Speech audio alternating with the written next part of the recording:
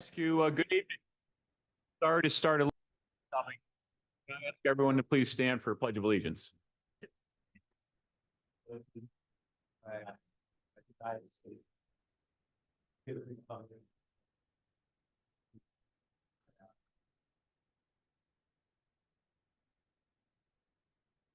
Thank you.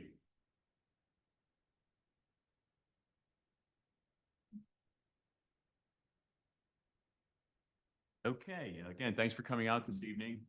We did have an executive session, which is why we ran a little late this evening, regarding contract negotiations and personnel matter. Is there a motion to adopt the agenda? I'll motion to approve. Thank you. Is there a second? Thank you very much, Sam. Any edits, changes? Oop, thank you. Any edits, changes to that? All those in favor? Any opposed? We now have an agenda. We also have some folks looking in on Zoom. You're welcome to throw any questions you have. Just raise your hand, put a comment, and Rachel will get them over to us. With that, let's share our reports. Kyle? No updates for tonight. Thanks. Mr. Karate? So there's currently no federal budget and there's no state budget. So congratulations, we're the only government left. But no, seriously, those are both important facets of both what we do and what our community needs. So obviously, everyone keep an eye out for that. But no legislation, not much legislation, if any, is moved on, I believe. Thank you, Mike. Chief, anything tonight? So I did finally get a report completed today. It was sent to Dropbox, so you'll be able to review it. Unfortunately, you don't have it right now. But any questions arise from that, please let me know. Happy to answer anything. While I have your attention, a couple other things I wanted to jump on real quick. We are about a week and a half away from the 53-year anniversary from Officers Posey and Davis that were killed in the line of duty. Just like to take a moment to remember them. We'll be conducting our annual graveside ceremony next week. So the wreaths are out at the graves for the families that visit prior to the day. Again, it's hard to believe that 53 years. And then one quick update. I know, Bob, I had a conversation with you, but just to update everybody else, there was some changes, unfortunately, that needed to occur with the Mushroom Cap Half Marathon due to the ongoing construction and the condition of Birch Street.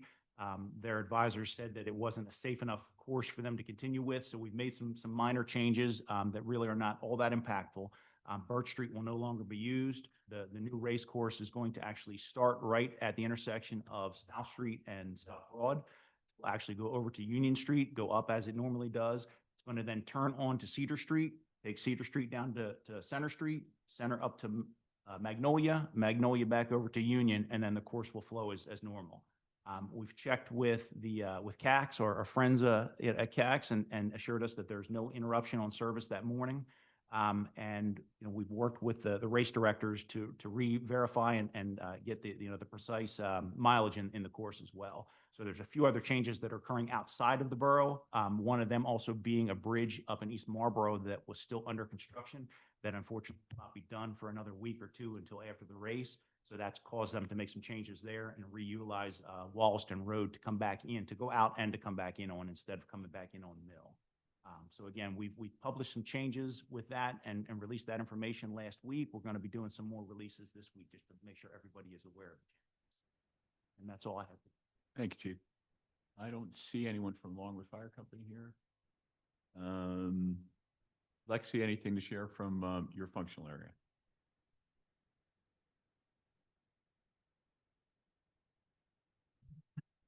We'll be going over the fee schedule later in the agenda. That covers most of the codes.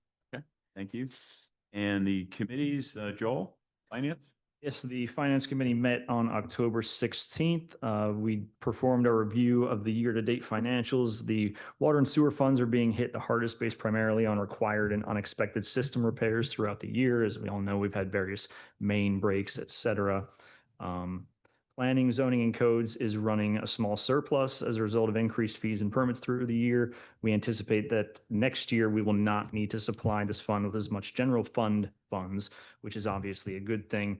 It was noted that during our review of 2025 and previous budgets, there was a transfer error that was caught that was supposed to post from the general fund into the capital fund that did not actually happen. So, and Nick, please, if I get any of this wrong, feel free to jump in. But this resulted in a total of approximately $600,000 being added to the general fund reserves back in 2023.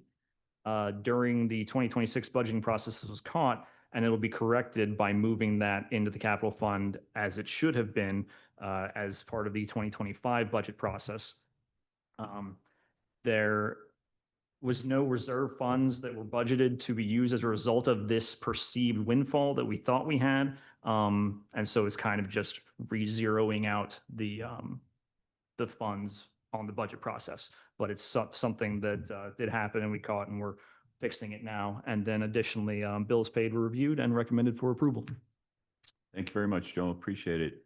Development, Kathleen, Timothy? Oh. So this says development, right? It's planning and hard. So there was no hard meeting, but there was a planning commission meeting, and they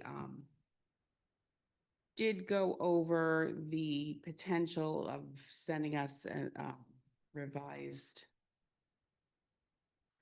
Ordinance language. ordinance for the NVF property, but they're still working through that and weren't comfortable making any recommendations at this time. That's still being discussed. Okay. Very good. Timothy, anything to add? I don't. Anything to add? Julie, anything from community development standpoint? Nothing this month. Public safety did not meet, Mr. Mayor.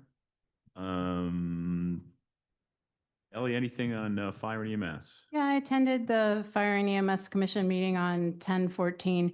I had asked a question about how events are handled because the fire company is very busy in the fall with events. And we got a very nice compliment for our public safety process. AJ said that it's because our events in the borough are all approved through public safety, AJ knows what's going on and can plan staffing accordingly, whereas in other municipalities, that doesn't always happen, which end up with last minute needs for ambulances. And then they had a very long discussion about capital plans, so they're taking a close look at the capital budget. That's it. Thank you. Anything from human relations? Human Relations met this month, had no submissions, and continues to talk about ways to engage with the community better to kind of educate the public about what Human Relations Commission does. They handle complaints of discrimination within the borough. So if you have a complaint, you can submit it to that commission. Great, thank you. Infrastructure did not meet, nor did staff development. Sam, is that right? Mr. Mayor? Just a quick update on the ongoing Ford Fly issue, which continues to be awful for many residents if you don't follow it online. We did tour a couple of mushroom houses over the last several weeks with some residents, and we're able to see some of the new technology, the new nets being used, and the difference. I think some residents appreciate the opportunity to go out and actually tour and see how the new mitigation factors were working. We were able to go into one farm, and on the same farm, we were able to go in one growing room that was not using the Vestergaard nets, and then go 2 doors down and the difference was really, quite frankly, earth-shattering in a sense. I think residents appreciated seeing that technology is kind of coming online. We are working really hard with the Department of Agriculture to get a $1.2 million grant for 2026 to provide every growing room in southern Chester County with the Vestergaard nets for 1 year. What's nice about this netting is the one net is good for an entire year. So if we get them netting for in March to be proactive before the season really kicks off, that will last them for an entire year. So we're working on that. It is my understanding from the Deputy Secretary of Agriculture that the grant will be approved pending the state budget, which of course is not approved. So we're hoping for that because it's critical that we are able to get orders in January so that we can have these in the farms for March, so that when the weather starts to warm up, that we're mitigating the flies at the beginning of the season, not playing catch up at the end.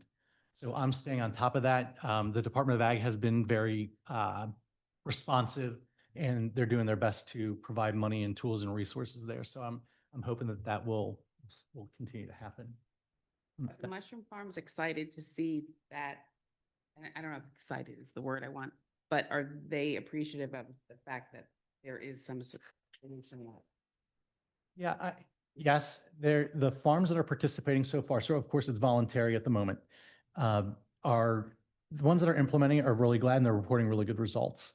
I do think that the industry has some concerns about this becoming a mandatory best management practice and mandatory BMP. I don't think they want to see mandatory BMPs. So there's a lot of work there, because I don't think the industry itself doesn't want to see it. The farmers individually that are trying out the new technology, I think are very appreciative that they have some more tools to use. So I find that the farmers that we've spoken to and met with are very glad and are happy to implement it. I think as the whole, the industry itself is concerned that there could be mandates, and they do not stand by that. Thank you, Matt. And I would like to share that I had an opportunity, was invited to the Kennett Senior Center for lunch today, actually. What a gem in our community. If you haven't been there, what a beautiful place for folks as we, myself included, age. What a great place to go and socialize. There have to be 30 or 40 different activities they have. The borough does support it in a very small way, a real way, but a small way. If you're inclined, go there and grab lunch one day. It's free, and it's just a wonderful institution to share with folks that maybe have lost a loved one or don't have family in the area, their kids have moved away, who just need some socialization. It's not an old age home. It's a place for vibrant folks that are aging to go and spend in time and socialize. Well, it's just a really beautiful place. Also, certainly want to wish my fellow candidates good luck tomorrow in the election. If you haven't voted, get out there and vote. If you have voted, hey, vote another time if you can. I'm just kidding. I'm just kidding. But whether you're on the ballot or I know there's a write-in candidate, Charlotte, Troy here tonight, two of our candidates. Good luck to everyone tomorrow in the election. And also just wanted to wish Mayor Fedek a very happy birthday tomorrow on Election Day, no less. Into the agenda, the formal part of the agenda, consider the conditional use. This is item 13A for Square Roots Collective for 226 Birch. Kyle, Lexi? Yes. Lexi, what's a conditional use and what are we being asked tonight? Well, we're being asked of nothing actually, because I Okay. apologize. I should have removed it. They're actually most likely going to wait till the new year to present this due to the scope of the project. It was Okay. the last minute change, so it is not a discussion item for this month. Nice job, Lexi. Chief, you're up. Tell us about your police vehicle. We have a vehicle that is no longer serving its purpose, and we would like permission to go ahead and auction it through the municipal website. It's a 2007 Honda Accord that was actually given to the borough through our drug forfeiture fund in Chester County. And I'm be honest with you, off the top of my head, I don't even remember how long we've had it. Sometime about 09, 10, I believe. But again, it's outlived its use, and would like permission to go ahead and auction it off. And we will then bring back the winning bid for council to accept at the 12/8 meeting. Thank you, Chief. Council, any discussion or any reason not to put this on the consent agenda? It will be on the consent agenda. Next item is 14B, conditional offer of employment. Chief? This again kind of rounds out the civil service testing process that council originally charged the commission with to do on 6/2 of this year. Based on the certified hiring lists that were approved by council and civil service on 9/29 and council on 10/8. We are now requesting council to approve a conditional offer for the top candidate, which is Jonathan Kaufman. This position is planned for in our 26th operating. We would ask council to consider and approve that conditional offer. Thank you, Chief. Council, comment, discussion? Any objection to putting this on the consent agenda? It will be on the consent agenda, Chief. Thank you. Item 15A, consider Act 49 ordinance amendment. Mike, Kyle? Sure, I can briefly touch on it. Because we talked about this last month and then even before. This is to update our Act 49, Pension Act. It's been advertised, it'll be considered for approval on Wednesday, and that takes us from, I think, 4 years to 6 years, if I'm not mistaken, for the vesting. And what it does is it allows an officer to use up to 4 years of service in a different police department toward their pension. They can do that right now for military service. This actually adds police service as well for officers, which we agreed to in the bargaining that we did with them last year before this year's contract. They also have to pay for a portion of that as well to the pension plan.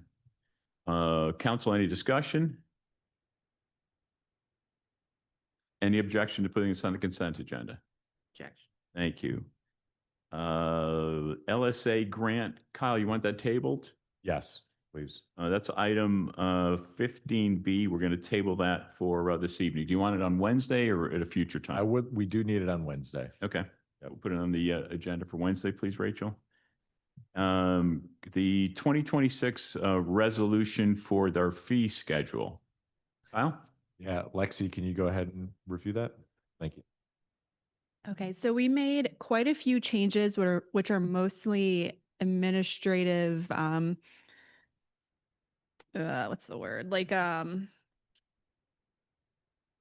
goodness, completely blanking. Like at the table is different for the fees, so you can read it better.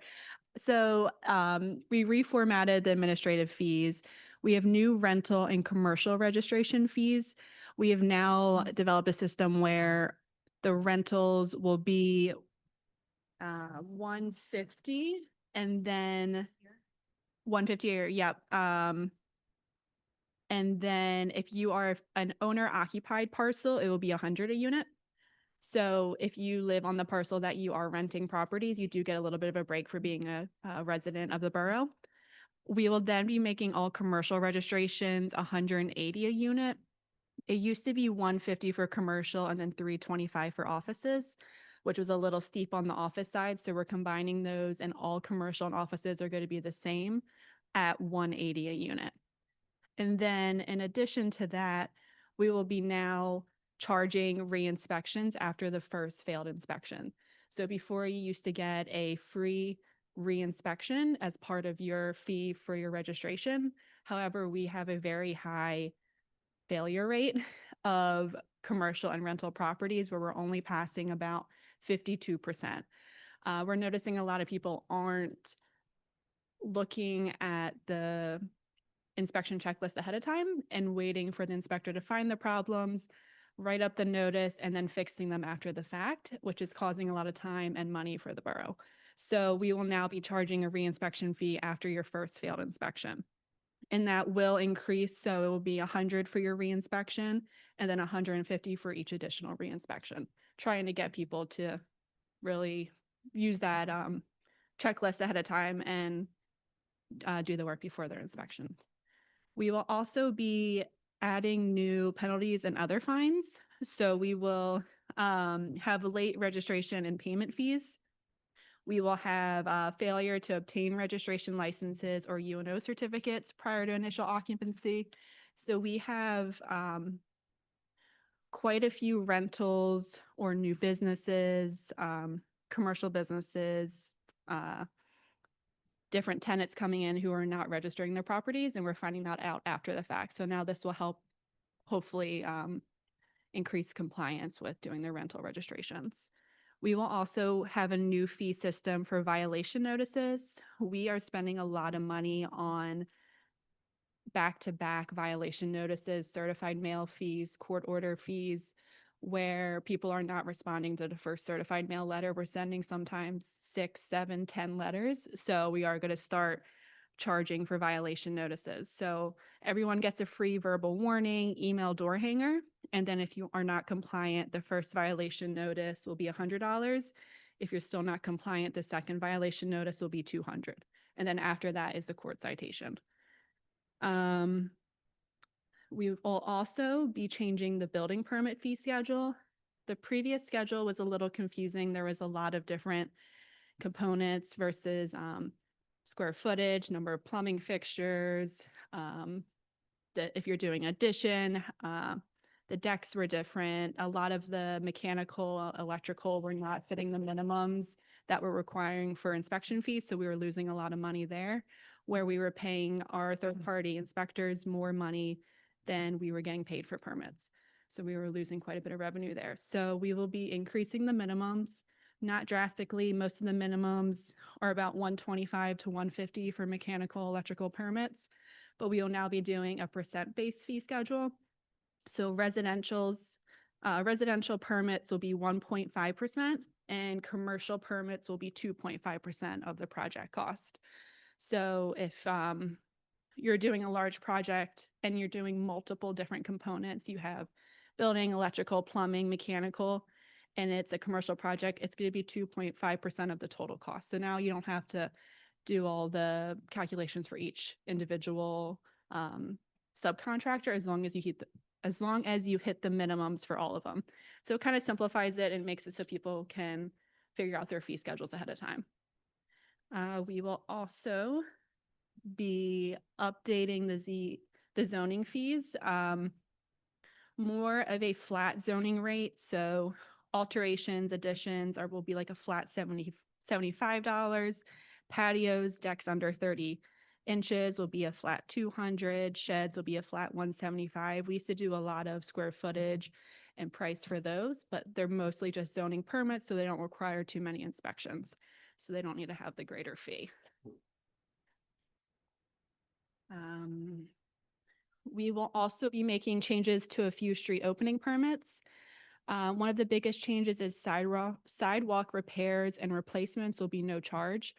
We are asking a lot of residents to fix their sidewalks and repair them, so we don't want to also require this and then charge a permit fee on top of it. There'll be a small fee of $50 for new construction, just because that does require a few more inspections for the laying of the new curbing and sidewalks. We'll be adding in to our fee schedule stormwater management.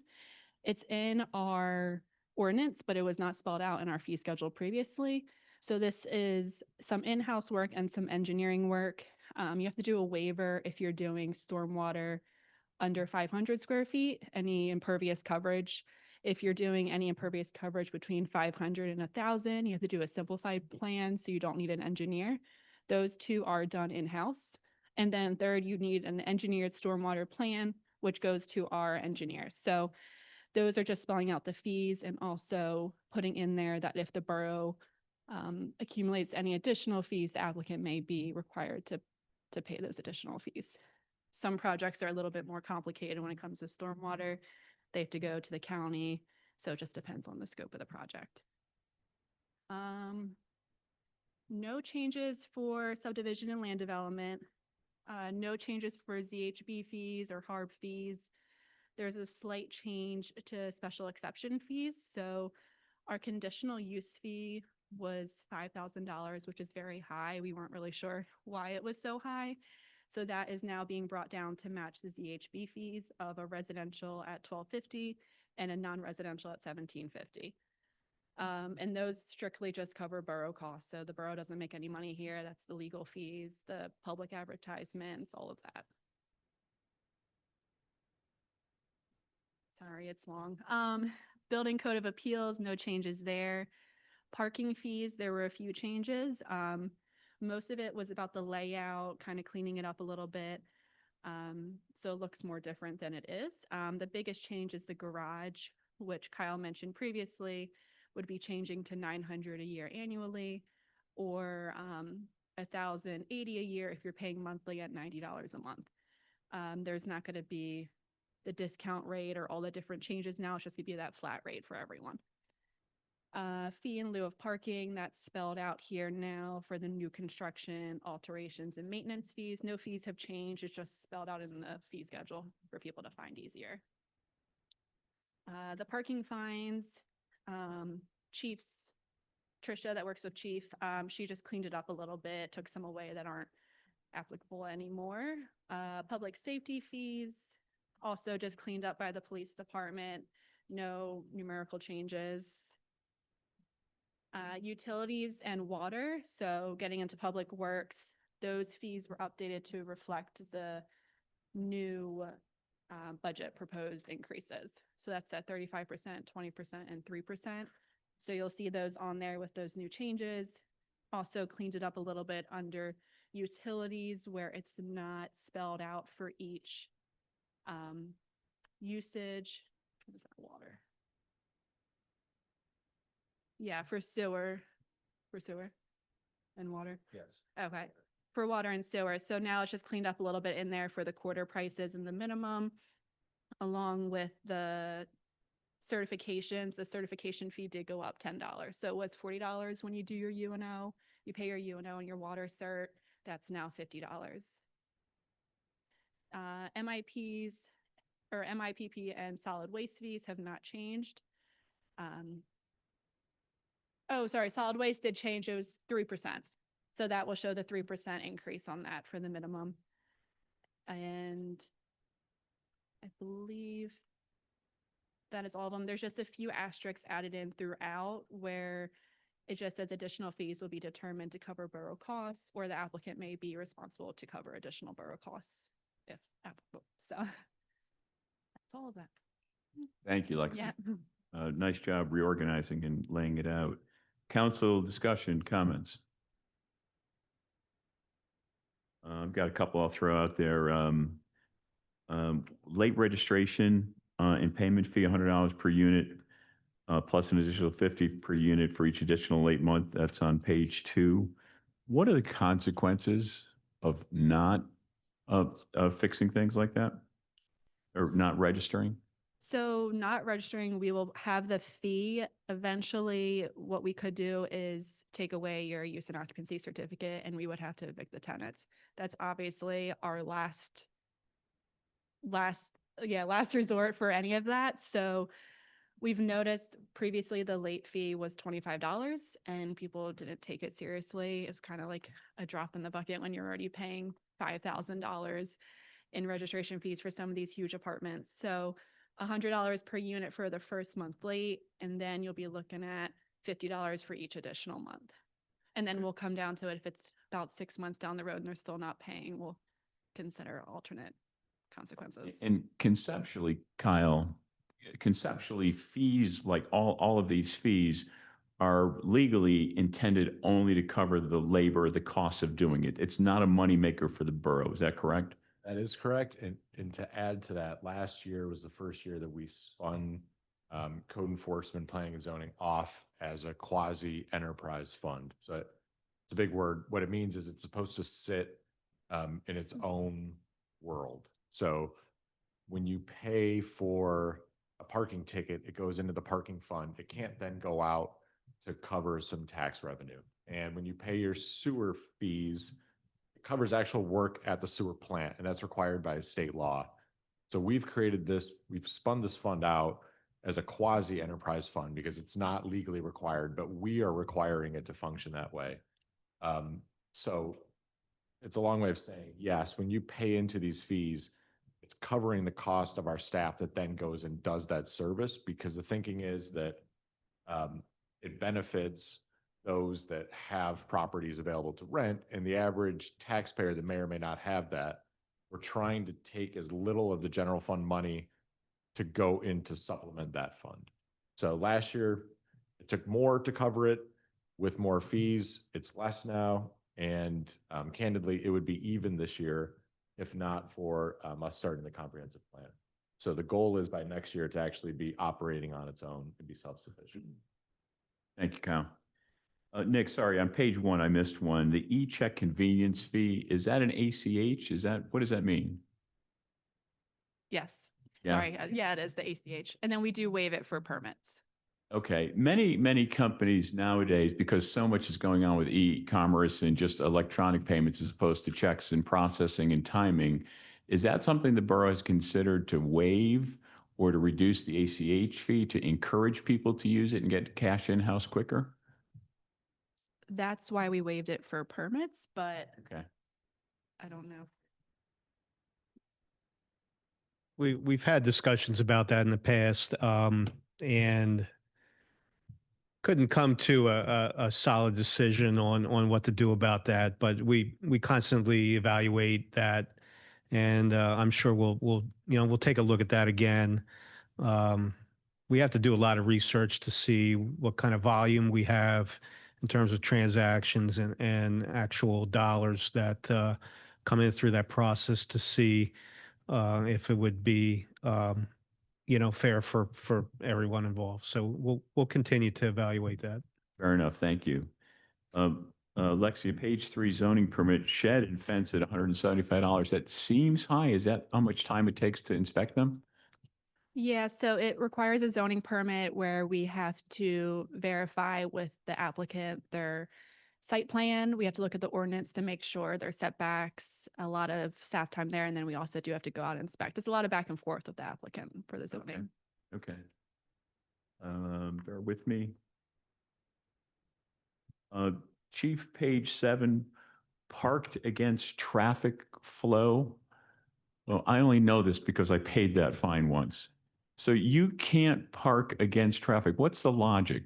Is that a safety thing? The logic is essentially you'd be pulling out into the oncoming traffic. So that's the safety mind. Okay. Okay. Silly me. You didn't do it twice though, did you? No, I didn't. Obstructing construction site is $25. Snow emergency route is $15. Is there a logic there? Snow emergency routes are so much larger. So you have more occurrence for that to take place. I mean, Gotcha. several roads in the municipality, whereas a construction site might only be, a small area. And we can easily, try and identify that vehicle or just have a single vehicle removed. Gotcha. Lexi, on the bottom of page 7, under false alarms fire, there's just a typo there in front of warning. It's a $sign and then warning. Hmm. Those were my questions. Thank you. Any other council questions, comment, any public comment? Is there any objection to this being on the consent agenda? It will be on the consent agenda. Next item is the draft budget. Consider the 2026 draft budget. Kyle? Sure. So we do have the presentation loaded. Understanding we also went through it the last time. I thought I could go through and give the edits that have been made since the last version of it, and then we can skip around or answer any questions that everyone has. Give me 1 second. Oh, yeah, actually.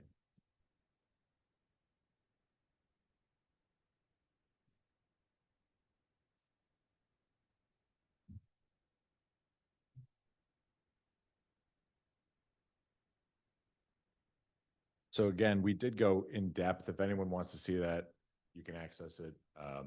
It was a relatively long conversation. And this PowerPoint is also available online, as is a budget message, which we just put up this afternoon. The budget message is a narrative version of this PowerPoint. So going from October's workshop version to tonight, there was a change in the general fund of $30,000, which was primarily an employee opting back into the borough healthcare plan, and an increase for one employee. And then we saved some money with an employee that we had hired that was below the budget that we had for that position. In our planning, zoning, code enforcement account, it was an increase of $2,000 for an increase for one of our employees for 2026. In the water fund, it was a change of $52,000. We had a net positive 2,000, the same employee that we hired that was slightly less than budgeted. But we had a $54,000 increase from Chester Water Authority. Since our last meeting, they sent us a notice that they were increasing their rate by 14%, which is partially due to their needs. It's also partially, I believe, due to the costs they've incurred from their recent kind of legal work. The sewer fund has a savings of $2,000. It's a share of that same savings for the employee that we hired that was less than our budget. And the liquid fuels fund came in $4,000 less, $4,000 to $160,000, which is the state allocation from our gas tax. So that's outside of our control, but it changes our budget slightly.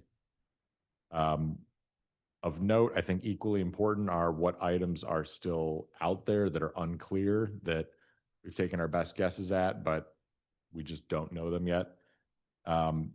What our liability insurance premiums come in at. We will know that hopefully within the next week or two. Workers' compensation insurance premiums, also probably within the next week or two.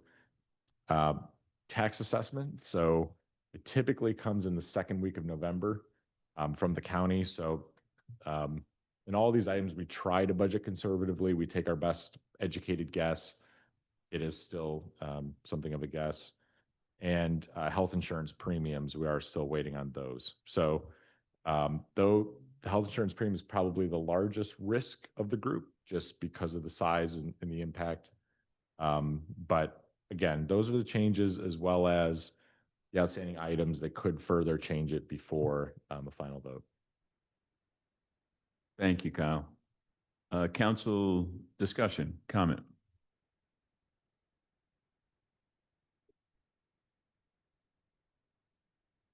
We've certainly, the council has looked at this over the last month or so, back and forth and some detail of the finance committee as well. It's a tough budget, and the question is do you go with it, or frankly, do you cut out money from the capital plan? About 3 years ago, we put in 1.75 mils to improve the capital, meaning things like streets and buildings and so forth. And they've been neglected for so long. Do you keep that investment going to try to catch up on all that deferred maintenance, or do you not? Because that's an easy place to cut it. You're going to pay for it, so it's pay me now or pay me later, and then later again with inflation on top of it. So that's sort of the struggle that we've had with the budget this year. And then, the other increases from staffing. We have a new police contract where the numbers went up. Certainly fire and EMS has gone up as well to catch up on a lot of deferred costs there as well. So it's a tough, very, very tough, tight budget. Love to hear any comments that anyone in the audience would like to share. Sonny, could I trouble you to cover the mic, please? Hold on one second, John. Thank you, Sonny. What concerns me is I haven't heard one person up there talk about $21 million in debt. I haven't heard one person say, we're trying to work on that. I'm sure you gave everybody a raise this year, didn't you? Did you give every employee a raise? We have a 3% raise in Why? for staff. Please go ahead. Why? I mean, I'm asking. You can't afford it, you can't afford it. And if you have to get rid of somebody, you get rid of somebody, unfortunately. It's unfortunate, but that's, you got to take care of us. You got to take care of us. And I had to ask last time how much debt we were in because nobody up there said anything. Gentleman over here had to say it. Why? I've heard one person on that council ask any questions about our debt and how we can help. And you got to talk to us. You guys already have your decisions made up there when we're here. We get 3 minutes or 4 minutes at the end. You guys don't even listen to that. We just bore the hell out of you because you've already made all your decisions. You talk like, we're going to do this, we're going to do this, do that. When? I'm telling you right now, I'm not voting for anybody that's up there. And anybody that votes for you is a fool. Because I haven't been impressed with, nobody speaks up. You don't speak up. You don't ask questions. I'll speak up. If you don't have something You nice to say, why don't you hold it to yourself? Speaks up. You control the damn thing. That's the problem. You control, and I knew We're it. talking about the budget right now, so if you want to make. I'm answering the man's question, and we will talk about the. Please go ahead. But Please go ahead. Get on my case. All right? Now, I am very concerned about this $21 million in debt. That's a lot of money for a town of 6,000, 7,000 people. And most places either you can't close, but you can cut back on your finances. If you have to let somebody go, you let them go. You can't keep them all. Because all you do is raise our taxes and raise our this, raise our water, sewer, and a damn parking fund hasn't paid for itself in 30 years. 30 years, and you blame it all on Genesis. No, I blame it on the council, not just this council, other councils. For 30 years, our damn parking fund has been, losing money. You keep giving our parking away to people, and you say, well, we got to give this parking. No, you got to start charging.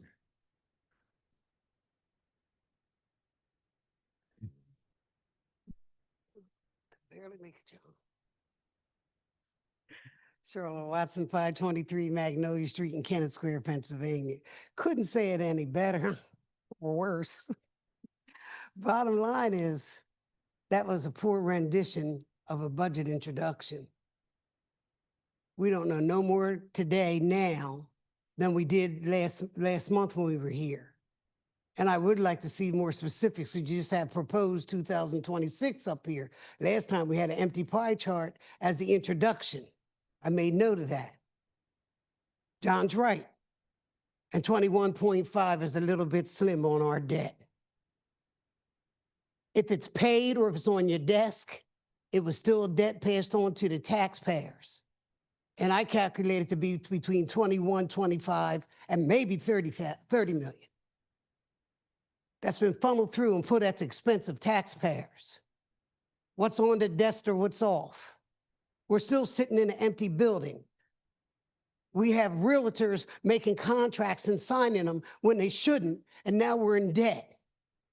People aren't doing the jobs they're hired to do. This is bad. This is bad. Heads do have to roll when you can't afford it. You have to do it in your own home. We can't be giving these people all of these, what I heard, one person needed this, one person. What was that? That's what I just heard from the manager. One person. No, it's not no one person. You show us the category, you tell us what the functionality is of it, and you tell us why it changed. We're not Towns idiots sitting here. We should have been able to see the budget from last year, the year before, and this year for a comparison. You shouldn't be sticking us through water, sewer, and trash. We already paid for that. You put a surtax on top of us. You've raised taxes for 3 years out of 4. That's what this council has done. You've catered to realtors, developers, and investors. You're giving us a quasi-organization that's running our government known as the Collaborative, and you don't even respect our standing committees. And you don't want me to call you rogue. You don't want to follow Robert's rules, and if it's been voted in, you are rogue. And there's no sense trying to jump on somebody's free speech or trying to stamp on somebody who's bringing something you don't like. You're in trouble, people, and you got our town ruined. And you have more ideals to continue along this. That's why some of you are jumping ship. We can't afford to pay for these people's lackadaisical everything. We can't afford a big police force and we don't need it. 1 square town, 1 square mile. We need to look into investing in our own fire department.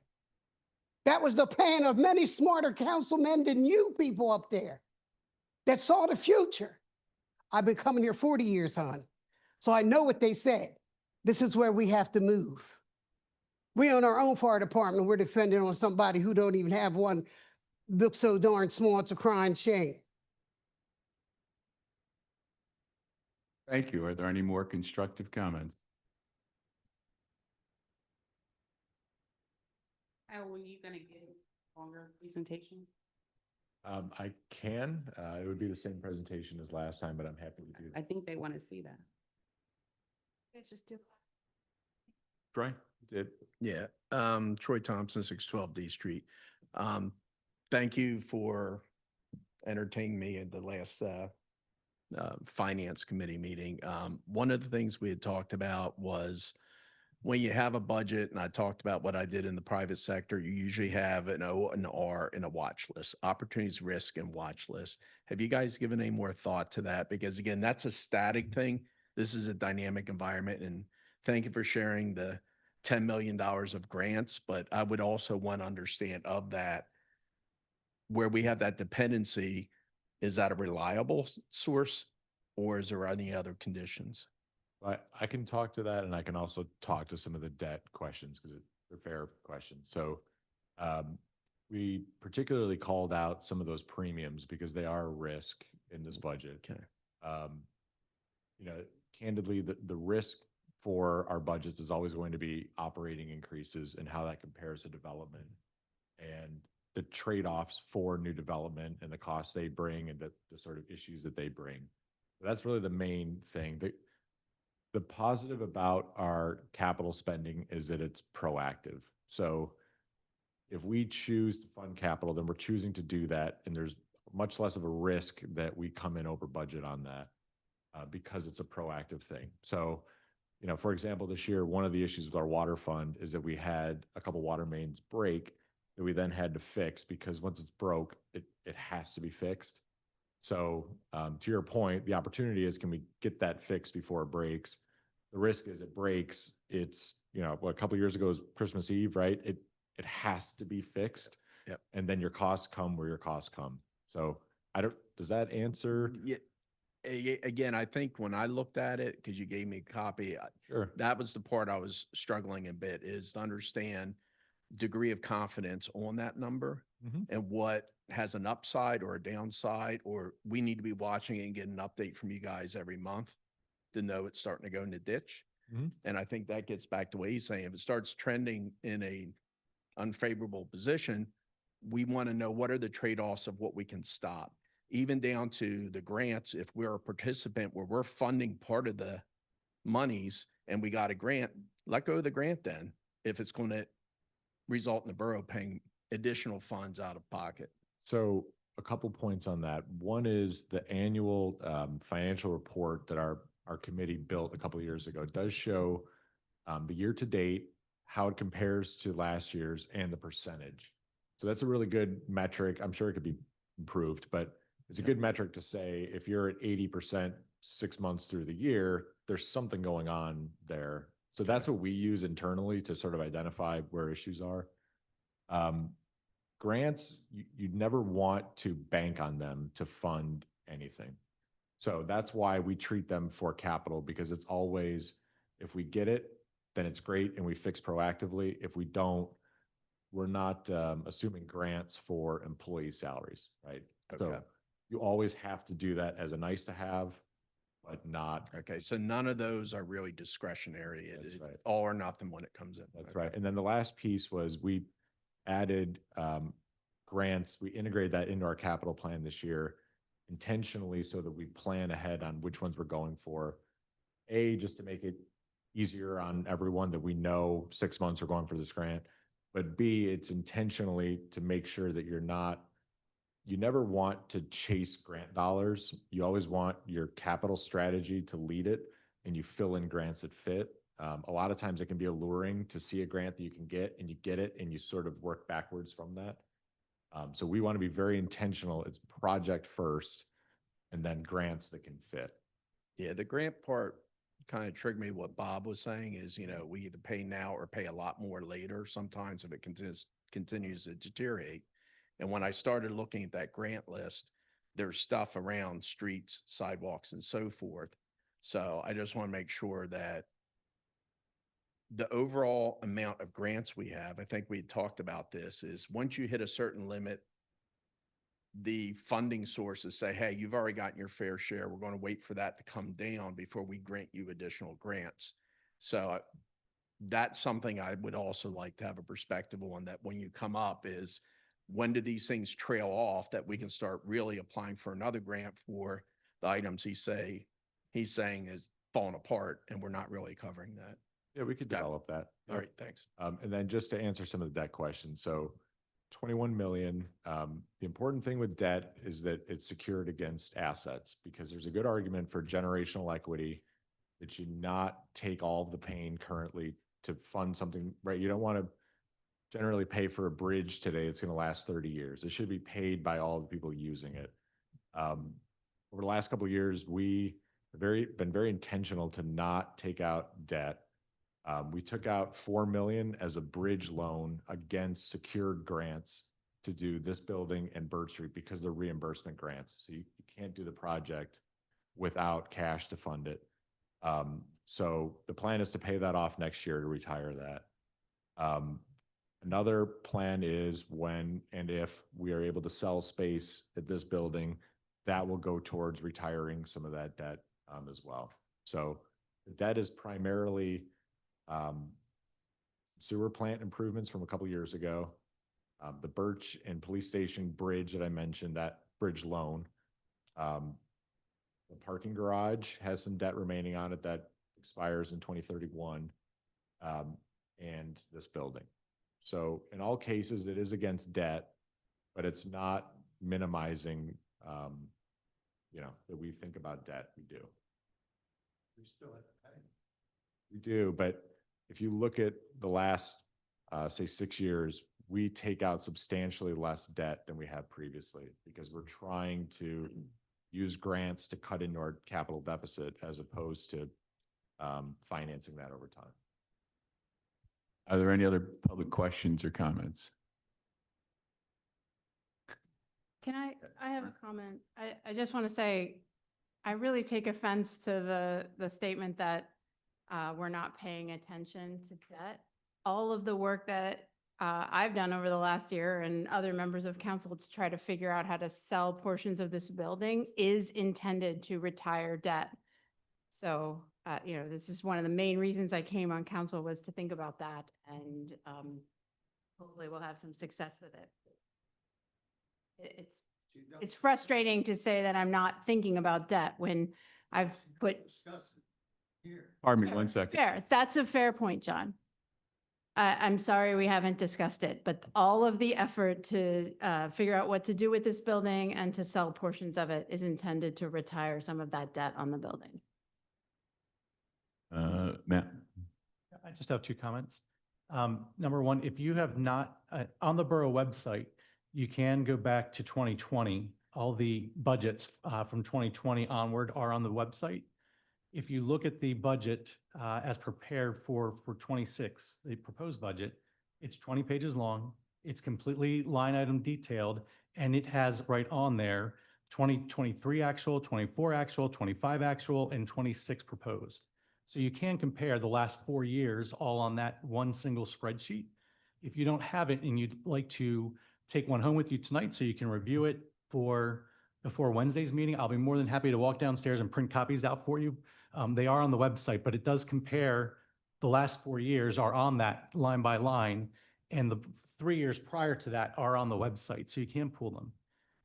Also, to the comment about not having a lot of questions at this meeting, that's because we do a lot of homework beforehand. We've had one-on-one appointments with the borough manager and the finance director to go over the budget since August. We have met with department heads.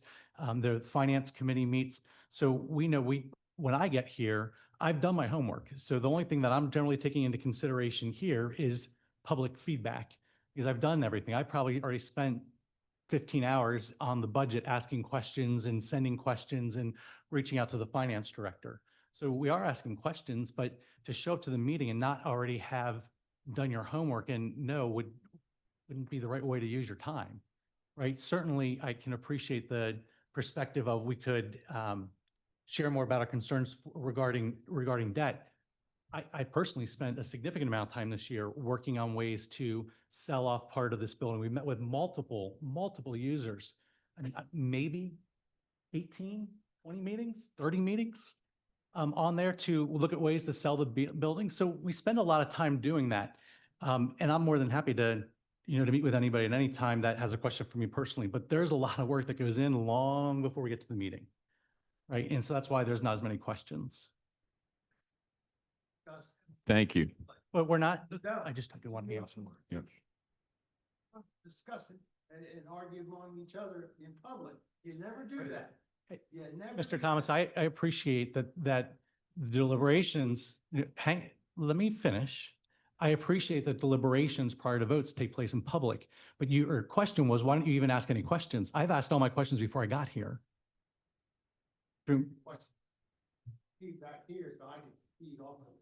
See how you're being stupid or being smart or not. I want to know what's going on. You can't just give me 4 minutes at the end and say, we've discussed everything, these people are gonna talk stupid again. And we'll just let them go their 4 minutes, then we'll go home. Then we'll vote the next meeting.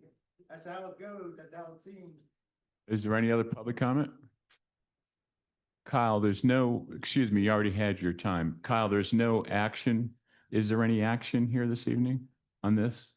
No, just if there's additional feedback, love to hear it. Okay. There will be a notice that we'd want to authorize that the budget's available for comment. That'll go out with a notice for the board. Can you say that once again, Mike? Pardon me. So when we put out we have to do two things, two types of notices. When we're changing the tax rate, which is the next thing on our agenda, we put a notice out for an ordinance to do that. And then we also put a notice out that the budget is available for public inspection for a 10-day period. Obviously, with it being on the website, and this had been started whole process months ago, we've given much more than the 10 days notice, but that's just to comply with the borough code. So Wednesday night would be authorizing that notice to go out. Thank you. Yeah. So the authorization of notice is so the public knows that the budget is available. Yeah, there's an official 10-day period that the budget's been prepared. Here's what it is. You can still change it after that as you deem advisable, but we're required under the borough code. And then this next ordinance is not approving that increase. It's just telling them that these are the specifics of the budget that would increase the budget, or is this approving that? That would be a notice of the ordinance to set the tax rate. So obviously your budget is income and outcome, and the ordinance establishes the. But we're not approving that budget increase. Yeah. Mike? You approve it through approving the ordinance, you approve the new tax rates for 2026. So if we approve this ordinance tonight, we're approving You're not approving it tonight, it was just authorizing it for advertisement. So- authorized. Okay, that's my question. Good. So the next item is actually item 15E, which is considering setting the general millage tax rate for the calendar year of 2026. Council discussion. Go back to what I was just asking, which is this is just to put this out publicly. This is or is not an approval of this increase. This is just authorizing the advertisement for it so that you can take it up at our December. Just making sure everybody's clear on that. I'm not.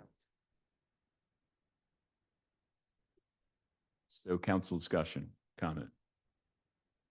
Public comment.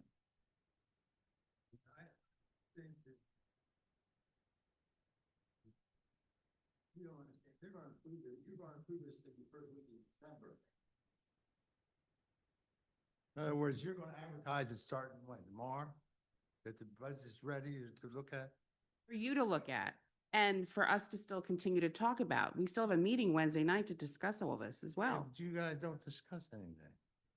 You don't know that for a fact. I've been coming here for 50 years. I believe me, council don't talk about it. They just do it. Is there anything I else you haven't want? seen anything in your profile that you do it. You guys haven't done it since you've been here. You don't Keep it on discuss topic. things. Yeah, is there anything else? I hope you do. Just yelling at us.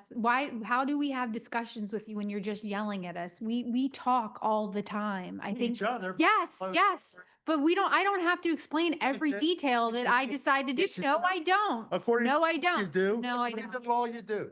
You have to have. Is there any other public comment? Public, this is public. Excuse me, Sandy, you have the floor. And truthfully, you're rude. You can't take politics, you gotta get out of it. Guys, can we all, We don't, let's excuse me, listen to you. excuse me, everyone. This is, could you please sit down, ma'am? This is a public discussion. It's elected officials trying to do what we think is best with public comment, trying to guide that comment. Can we please take a breath, count to 10, and get civil? We don't have to attack each other. We can disagree, and we do. some of you think we're schmoes up here, and I understand that. That doesn't mean we agree with you. It doesn't mean you're right. Can we just have a civil discussion where one person gets the floor, says what they have to say without insulting or calling people the devil or things like that, and just be nice people to each other to tend to disagree from time to time? Sandy, please. I've missed a couple meetings, so what is the proposed tax increase? Proposed tax increase is 3.1%, which is 0.35 mils. That slide. Yeah. Rachel, could you show slide 11? Oh, actually, I have it here. Sorry. And then my question is there a way to freeze the tax increase on seniors that make, I don't know how to say it, but an income that's very difficult to live on? Because I don't think it's fair for pushing longtime residents that can't afford the taxes out of the borough. Thank you for your comment. Mike, that's a legal question. Is there a mechanism for I that? don't believe there's a mechanism in the borough code for doing that. There may be at state level or broader. Again, if you look at the different pie charts as to where the taxes are that people pay, we are the smallest sliver among all of them, between the school districts and the county and everybody else. Thank you. Doesn't hurt. Yeah. I understand that. I'm not saying that to be dismissive of it. Giving them what they want. Ms. Watson, your floor, civil, polite, It's nice. freedom of speech in America. Yes, you're Don't- right. Yeah, can say you whatever better calm it down. you want. Cause my attorney be calling you. It's freedom of speech in America. And I do have one and I use him and the people here know that. And I pay. Bottom line is that you are required by law to be transparent, not to do things behind closed doors and violate the sunshine. And we just heard a comment there that was very shocking. And that's civil. As civil as I can get. If it steps on your toes, you deserve to hear it. When your mom gave you a good talk, you deserve to hear it. When your dad gave you talk, you might not like it, but what we're saying is constructive stuff here. And when it's time for us to talk and somebody gives a rebuttal, we should be allowed to answer back. If there's going to be a presentation, it should have happened here, and the manager should have had it in writing, charts, whatever, because his job is to give a summary review of this total budget. And I've been asked to go back for me to go into the computer for 2 or 3 years. That's his job, to make the comparison to support his year and why the changes have to be.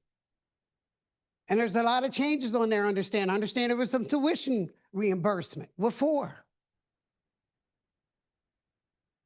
I would like to know, because we can't have that kind of program here with taxpayer dollars. We don't have it. We are in debt.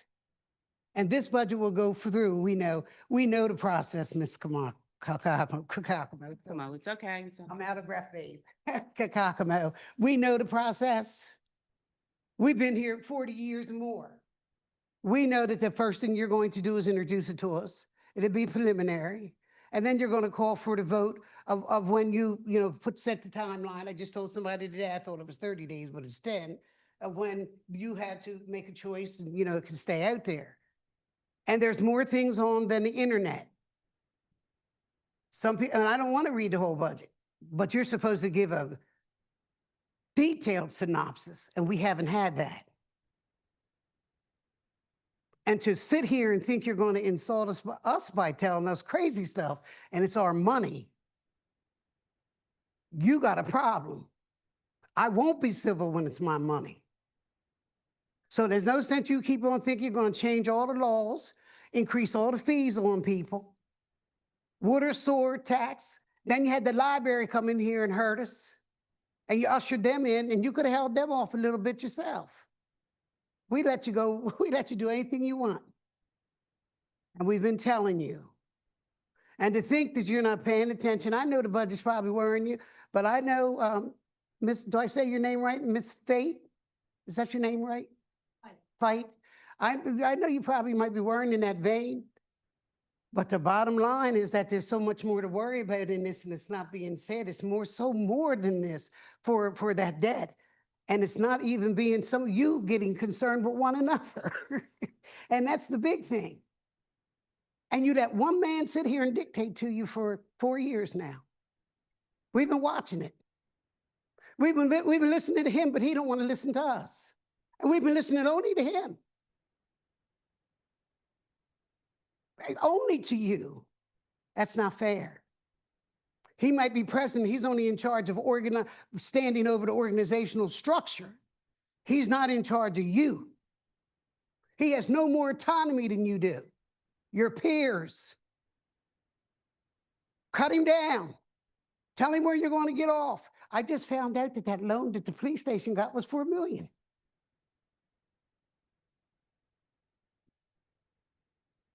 We have that 21 point. Is there any other public comment? You had it in there, but you ain't paid it. And you put Birch Street in there.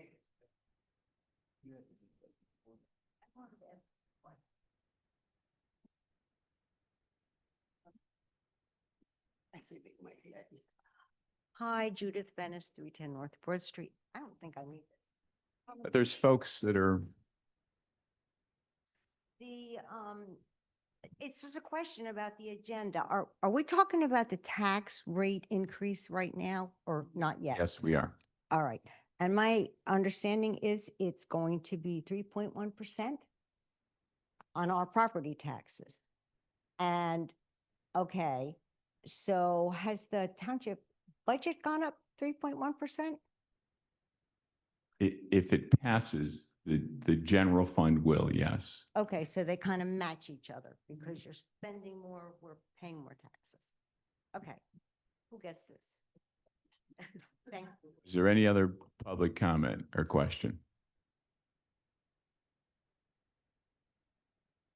Okay, just a couple items, and I guess let's go to more of the solicitor. On the library fund, do we have any recourse on not paying that?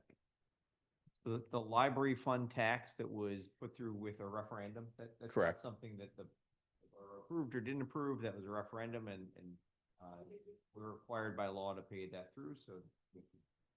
Could a referendum remove it?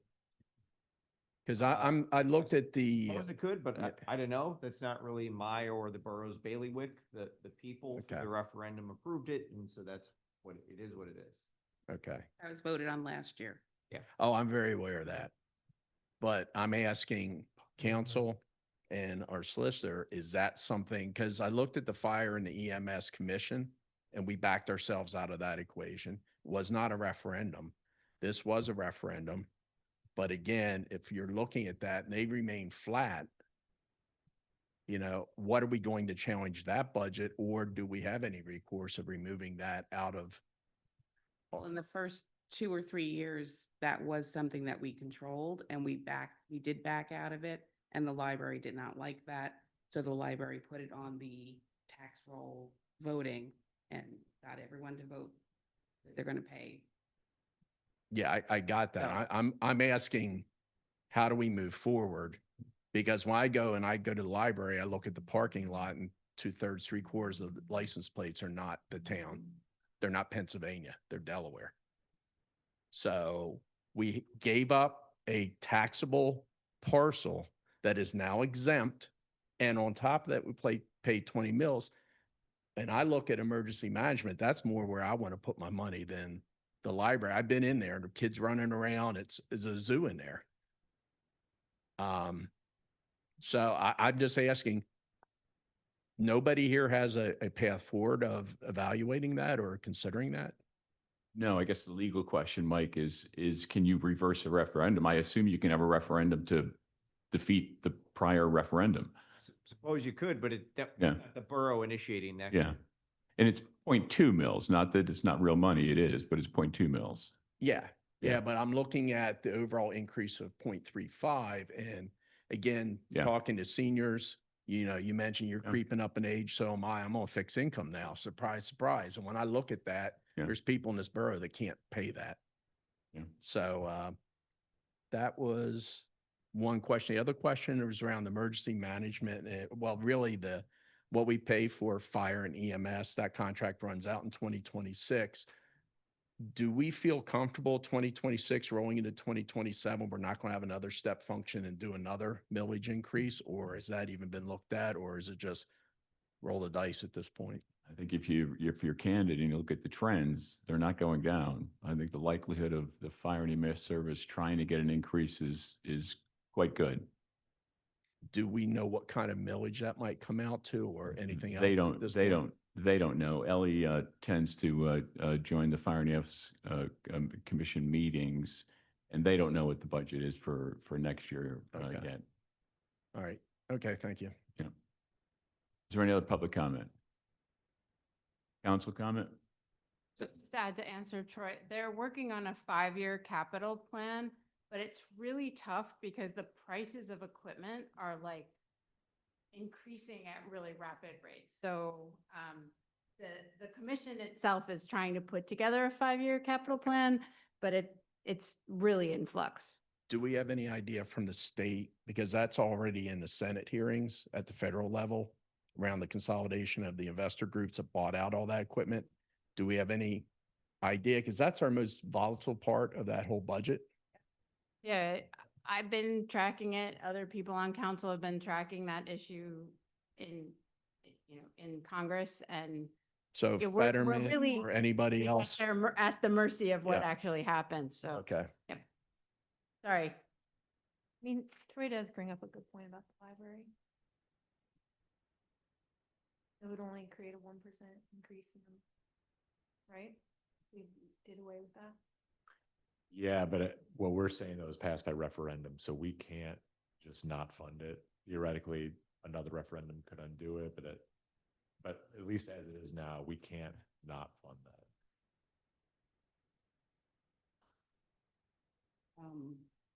Did we really go over all the increases to make sure the public understands that it's the 3% increase in the borough tax rate proposed, there's a proposal of 35% increase quarterly minimum water rate, 20% increase in the quarterly minimum sewer rate.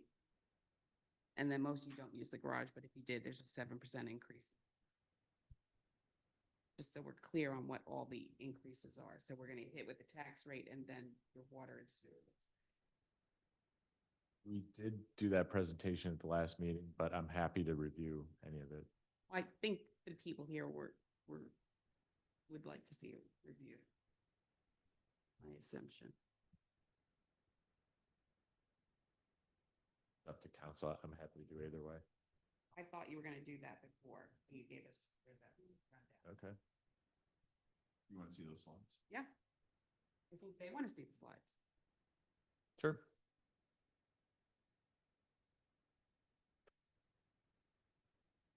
Not working.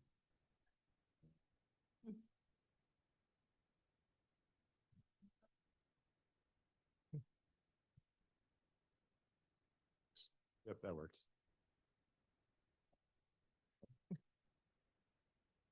So this is the proposed 2026 budget for the borough. Thank you to our staff, Nick, as well as our department heads. This takes a lot of time. We're further ahead this year because of their work. And it does make it easier for us to think through all different options and get feedback when they act on it early. So this will go through the budget history and breakdown. The focus is the 2026 proposed budget. And then we'll get into any questions and discussions beyond what we've already done. This is starting at a very high level. This is a breakdown of the property taxes that residents pay. So what you can see here is 67% of that tax bill goes to the school district, deservedly so. 10% goes to Chester County, and 23% goes to Kennett Square, which is us. Then diving in a little bit deeper, of that, a percentage that goes to the borough, 56% goes to our general fund, 15% goes to our capital fund, 27% is our emergency management fund, which is fire and EMS. And then 2% is that library contribution that we talked about that was approved by referendum.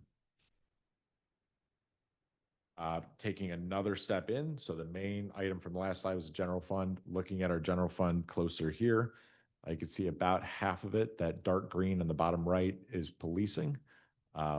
Obviously, we have crews that work 24/7, and it's a lot of work that goes into that, so it's an understandable amount. Some of the other larger ones, we have streets at 10%, admin at 11%, our debt at 14%. And then looking at the smaller ones there, finance at 4%, legal at 2%, planning, zoning, code enforcement at 1%. Again, we're getting close to it sort of going on its own. It does still have some support. And contributions, which are Kennet Collaborative, the park, the senior center, TMAC, those add up to about 1%. And then pensions for staff at 8%. Looking at the other side, so that was the expense side. Looking at the revenue side, what funds are general fund? About 30% are property taxes. Again, it's the portion that goes to the borough, not the whole bill. About 24% are earned income taxes. And then there are a variety of this is where it gets a little complicated, but transfers in from other funds, because the general fund holds the expenses for all of our employees. But Rob, as the director of streets and water and sewer, part of his time is spent managing water and sewer. So they then pay for that sliver of his time. So when you see transfers, that's what those are. And this is normal practice for boroughs and townships to fund this that way. Moving on, looking at our general fund. Again, this includes all of our expenditures, streets, admin, finance, public safety. You can see the growth there over time, as well as the difference from 2025 to 2026. This shows it in bar chart form, how the general fund has looked going back to 2021.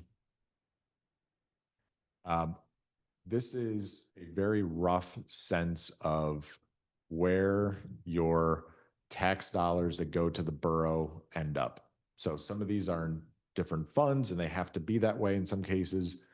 But if you're looking just where is your money going, that's large. This explains it. So the big chunk is policing. Another significant chunk is emergency management, which is fire and EMS. Some portion is admin, finance, streets, and debt service, and planning and zoning. You can see the planning and zoning and code enforcement. That fund will get smaller over time as, again, it comes off to support itself.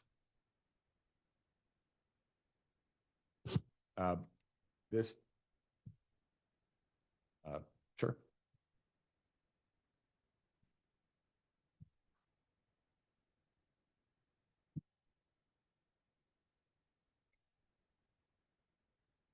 Two slides back, there was, what happened in 2024 with the general fund that it was at 6.6?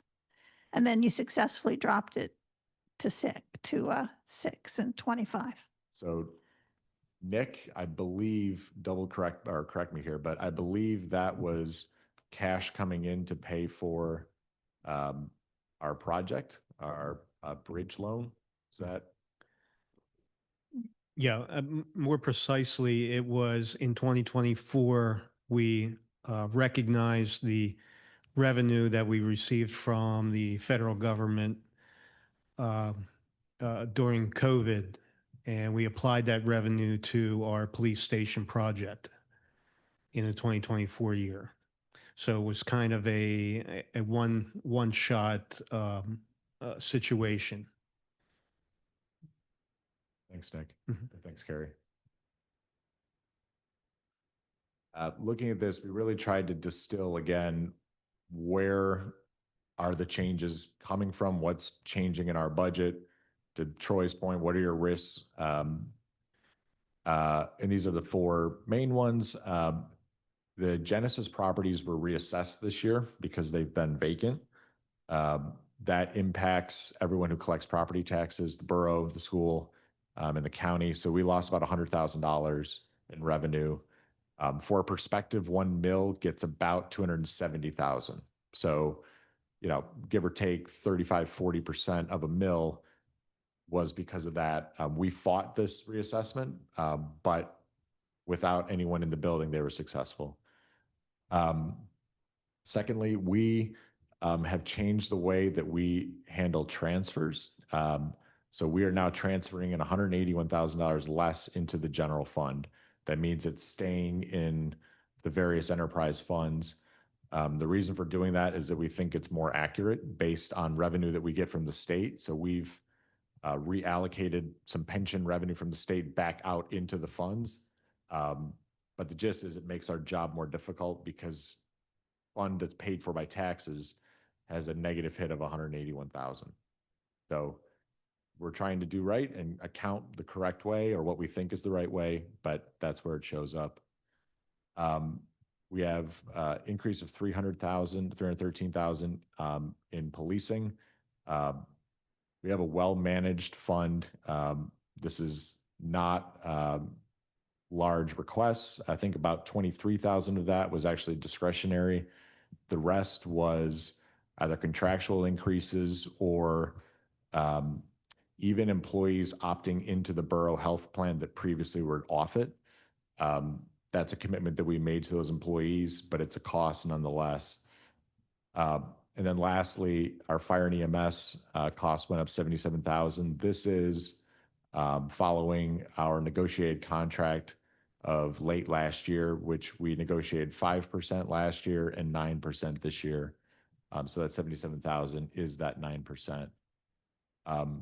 Of note here, the budget with a 3% increase has a deficit of $579,000. We are funding that with surpluses that we've built up over the last couple of years to try to mitigate how much of an increase is going to residents. And again, Explain that again, I'm sorry. Sure. I think that's an important point that needs to be explained one more time. Yes. So over the last 5 to 6 years, we have been spending less than we were budgeted to spend. In some cases, it's been good fiscal management. In some cases, it's been positions being vacant during the year that saved us money. We are projecting to use about half of that to cover increases for this year that are shown on that right side, because we don't want to put the entirety of this budget increase onto taxpayers. We're trying to limit what that number looks like. And to our point earlier, there's an argument of generational equity that no one person should be paying more for 5 years down the line or borrowing from 5 years. So we never want our surplus to be too large, because that means the current taxpayers are paying for others. Did we or did we not increase taxes last year? We increased them the year before. We did not. We did not increase taxes last year. That's right. We did the year before. We're Told that we increase taxes every year. This is reflected as well. If we were to keep all of our items the same, the tax rate would have gone up more. We have cut back in the general fund in order to offset the increased cost for fire and EMS. So we are absorbing some percentage of that. I think the next slide shows it, but a percentage of that in order to, again, try to mitigate what that number is to get it down to 3.1. So for us to not increase the taxes, what projects would not potentially be done? What departments take a hit then? There are a couple ways that you could do it. One is that you could use more of the accumulated surplus. The issue is that if you have a structural imbalance in your budget, you will have to deal with that at some point. But for this year, you could. You could reduce your capital fund amount, the 1.75 mils a couple of years ago. The risk is that that money has been multiplied up with grants and it serves as your local matching fund. So saving $10 there might cost you 30 if you're able to use it as a match dollar. Again, it's no guarantee with grants, but that's the idea of the capital fund, is that it's your matching local funds. You could cut back on some capital projects like paving or sort of general capital projects like that, or you could reduce your staff spending too. Those streets might take the biggest hit. If we didn't, let's just say, throw it out there, that you didn't do the full 3% increase, or some of the places that might get hit would be potentially streets. I think we're saying the same thing, but specifically I would advocate that it be, and I don't like this, but I would advocate that it be a reduction in some of the paving work as opposed to some of the streets employee. I don't think that we have a surplus there. I would be really hesitant to look at that cost. I think it's important for people to hear where we might have, like why we're making this decision. Yeah. Because otherwise bumps in the road get bumpier. Yeah. Literally. Sorry. Just gonna ask on the other side of that, if we were to cut sewer, water, that money has to go towards sewer and water, correct? That's right. Water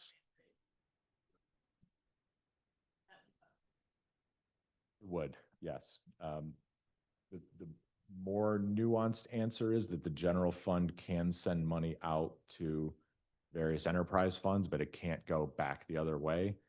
You generally don't want to do that because you want your enterprise funds to stand on their own, but that is, it is a legal option.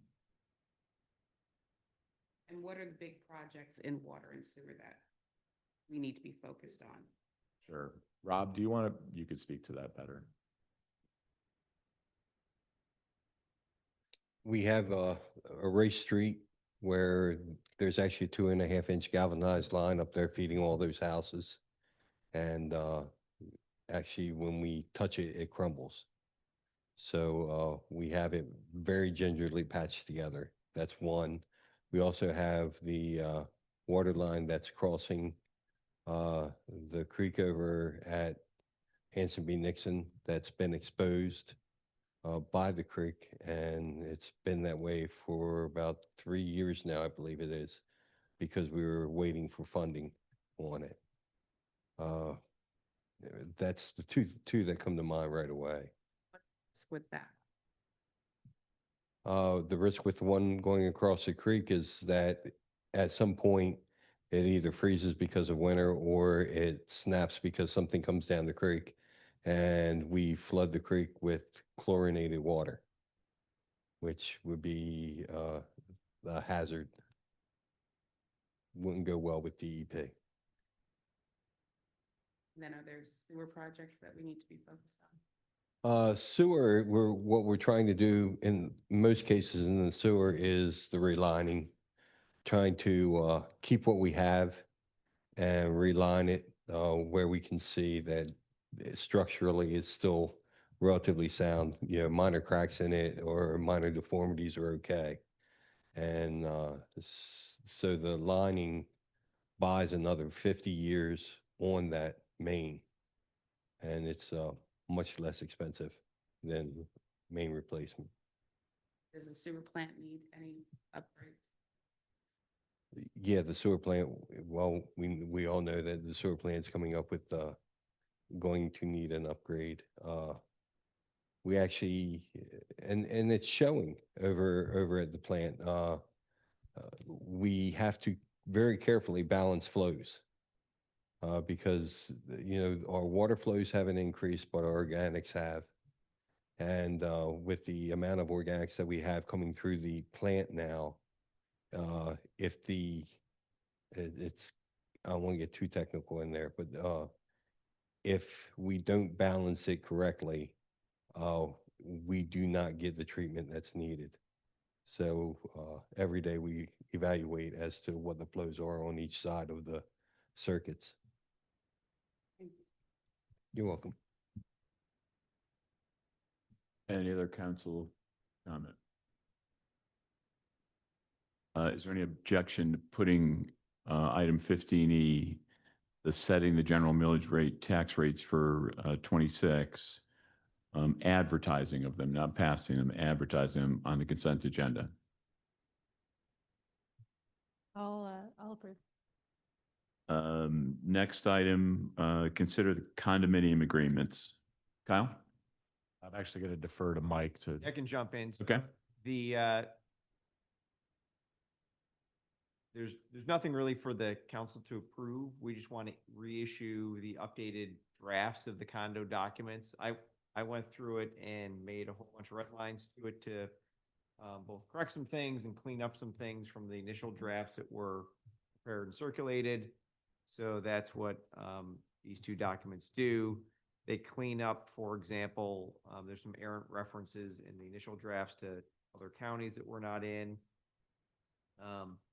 And to try to accommodate our putting together the puzzle of who would be here on this property, how the votes are going to happen, and almost like the formation of the federal government way back in the day, like who gets a vote and how much someone's vote should matter and all that kind of fun stuff.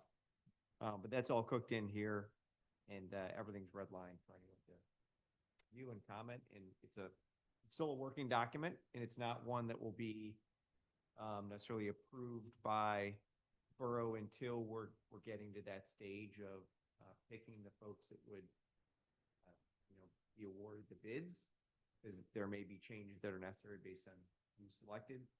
But we want to get this out there so it can get out to public as well as the prospective bidders. Thank you, Mike. Mike, can you give a summary of where things landed with the cost sharing? So the Like cost sharing for maintenance of common spaces? yeah, so there's two components of it, not to get too technical. So there's going to be two associations, one for this building here, Mm-hmm. and because there are going to be costs specific to this building, such as the exterior walls, the roof, and the HVAC and all that kind of stuff. And the idea is going to be each unit owner gets one vote, but ultimately your portion of the cost is dependent on your square foot. And then for the master, that's the whole property. Now, the two outbuildings are right there. Each unit owner would get one vote. If one unit owner owns more than one unit, then they have to only get one vote. The number of votes isn't as important, because what we try to do is set any major expenses have to be unanimous, so that no one or two can pull the others down the road of making a major capital improvement when the others can't afford it. There is an outlet provision, though, an escape valve, that if it is necessary in terms of an engineering or other technical perspective, a third-party independent evaluation can be done as to the necessity.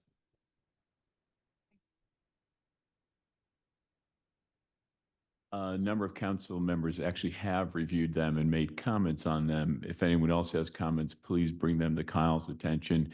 And everyone here is welcome to do the same. They're on the website. They're lengthy documents, they're involved, but they're also important, related to how this building, this property will be managed in the future. So please feel free to comment on them. There's no action on that this evening. Consider the community members for the Comprehensive Plan Committee. Remind us what the comprehensive plan is about and what you're trying to do tonight, Kyle. Yes, the comprehensive plan is the main guiding document of any community.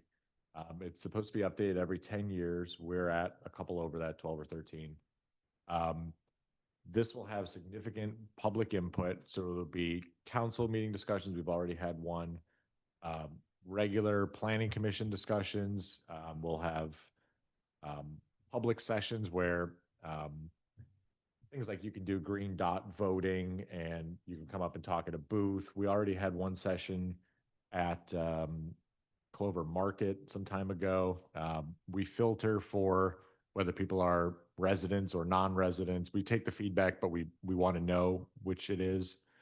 The request tonight is to make some nominations for the comprehensive plan committee, for lack of a better word. And the thinking is that you've got these major touch-ins, whether it's council, planning commission, what have you, but this is an 18-month process. So you need people who are a small team that are representative of the community to touch this every week, to help to make 10-degree changes, to keep it in line with what the last main objectives are. But it requires a lot of work, for lack of a better word. So the proposed committee is Lexi and Joe from our staff, who are involved in planning, zoning, and development issues. Myself, Kathleen Kakamo, as a member of our council who's currently assigned to the Planning Commission. Obviously, each new council gets to designate people, but for the time being, we would ask for that. A representative of our Planning Commission, we would delegate to them to let them make that designation. And then the portion for tonight are three members of the community that can help to keep us on track. So I've got two rather recommendations, as well as one process recommendation. So for a bucket focused on environmental issues, I'd like to nominate Lou Florence. She's been a member of our Shade Tree Committee for a couple of years now. They're highly engaged in the community. You'll see them walking around as you drive around, and a really good steward, and I think gives a good perspective. They were also involved in our recent State Street effort to look at options there. Secondly, I would recommend Tom Sweat, who is a previous board member of the Kennett Collaborative, Historic Kennett Square at the time, as well as our library. Of note, this comprehensive plan is coming due now, with the borough having completed, people before us having completed most of the objectives that they had laid out, including building a new library. And so I would really like to have a member who's been involved in previous efforts as a handoff to make sure that we're taking putting historical context into the new plan. And then lastly, and I think I just saw her walk in, Holly and I have talked about this, a desire to have someone from the merchant community involved in this. So our agenda item had talked about Kennett Collaborative taking the lead. The changes that the borough will take the lead on that, but really allowing our merchants and business owners to nominate a member of their own, vote on it, and we'll bring that member in. Those are the. Thank you. You looking for an action on this? Yes. Okay. Yes. Council discussion. I think it's important to have good community representation, and Kyle knows that I advocated dearly to make sure that some of the business members in town be part of that. We have a vibrant business community of small, mostly independent entrepreneurs who have a lot to give back to the community. So I thought it was important for one of them or two of them to sit on this board as well. So Kyle, the one change you're suggesting is that business district representative be selected through a borough assignment? Yeah, same process, but the borough to own it instead of Kennett Collaborative, which is just a request coming from them, not us trying to take it over. Okay. It's an important process. Every municipality, including the borough, is required on a 10-year rolling basis to do a comprehensive plan. So it's something that the county requires us to do, and it also comes into play with grants and funding for activities that the borough does as well. Are there any brief public comment related to this? Sandy?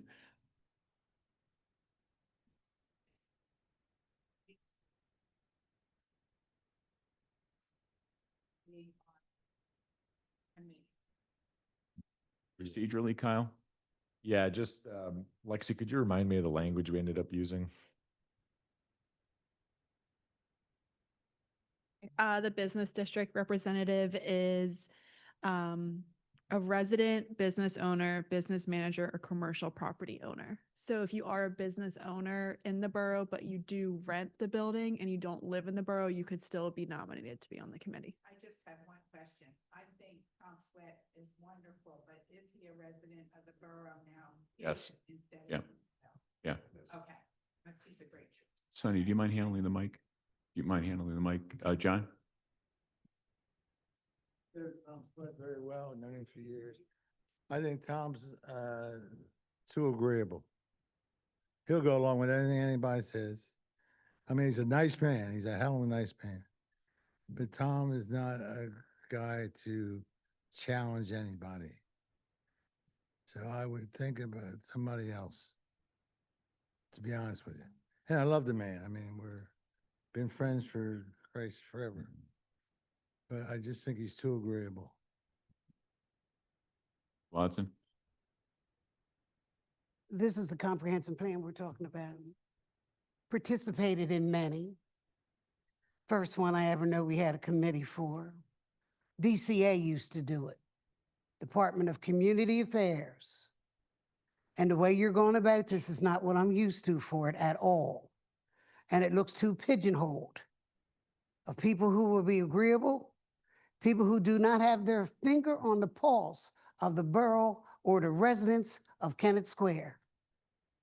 No, I'm sorry. I know you have to have representatives of merchants, the religious community, anything that is a shelter. And I don't mean just, using the word LLC, honestly providing a service specifically to a special population in need.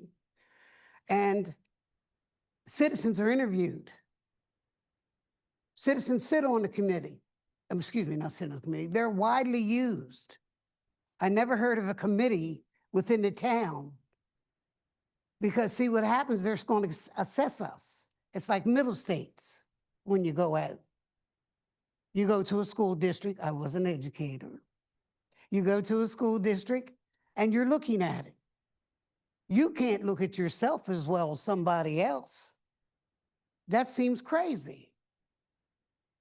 So I don't understand how you're conducting a comprehensive plan. And when it was done, believe it or not, there were people out from the school district, people outside our municipality, because it was talking about a community and what our community looked like, what they saw the needs to do to be comprehensively. And I might still have a booklet at the house. We had a big dinner afterwards and they came and presented it to us. I don't see how you can present it to us. And this thing of doing everything cyber world, it don't make sense because you miss the feel of what people want to say. That's all I can say. I mean, Mr. Sweat's fine. I know him. He had a rental property here, but he's not in the fabric of Kennett Square. Not at all. You need to get people who are in the fabric of Kennett Square, and that means knowing the people, the activities, the lifestyle here. You don't have a clue. Is there any other public comment?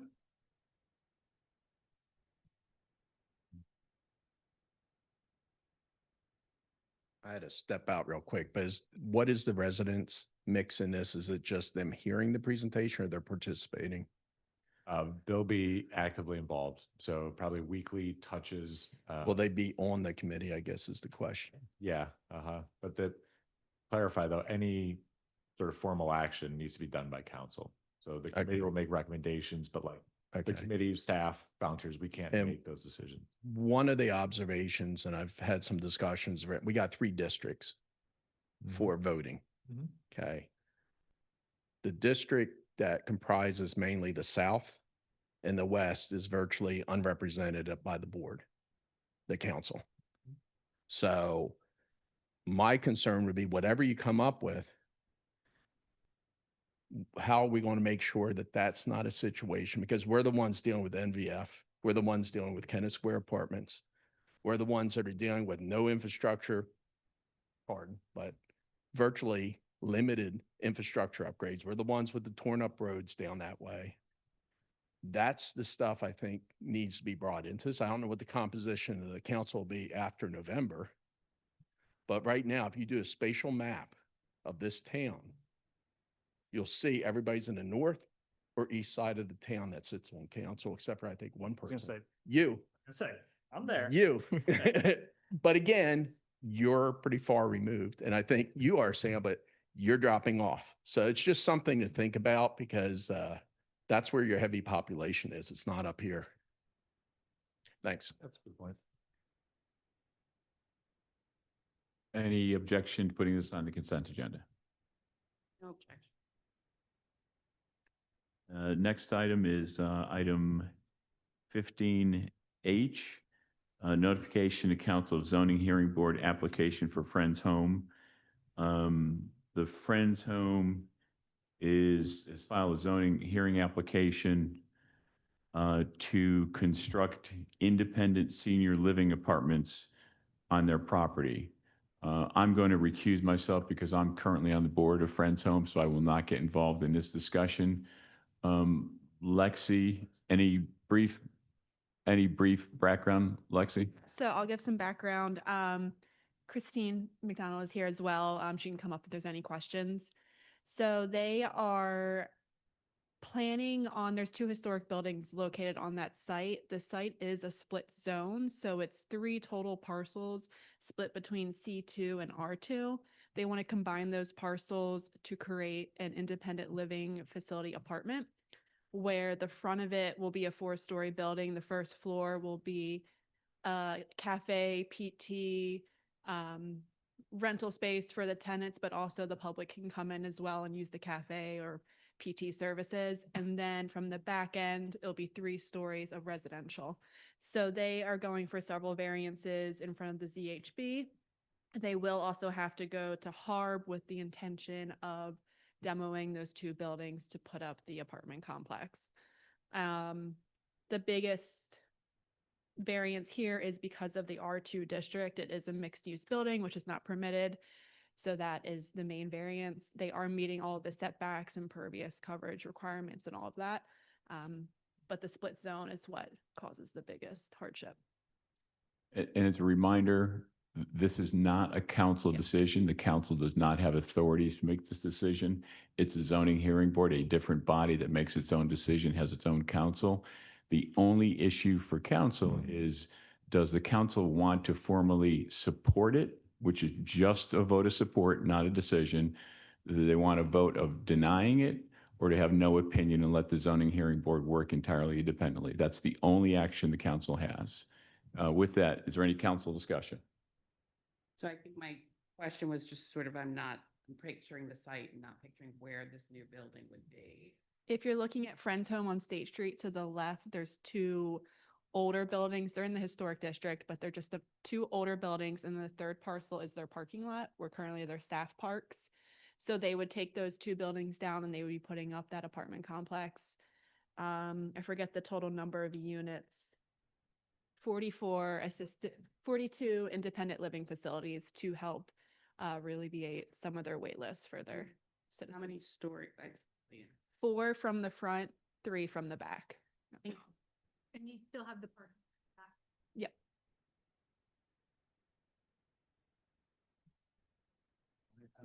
Any other council comment? I would just say there's a lot of moving pieces to this. It backs up to residential. I would advocate we should let zoning do their work and study the issue. Yeah, I don't more think that closely. we feel strongly to put an opinion one way or the other. Any council person disagree? So we will have no opinion and let the zoning hearing board decide it as they see fit. Thank you, Lexi. And next item is related to bills paid in the amount of $1,566,234.99. Joel, what say you? They were reviewed at last month's Finance Committee meeting and recommended for approval. Any council discussion? Any objection to putting this on the consent agenda? It will be. Last couple of items are minutes. First, the October 6th, 2025 meeting minute drafts that we have. Council comment?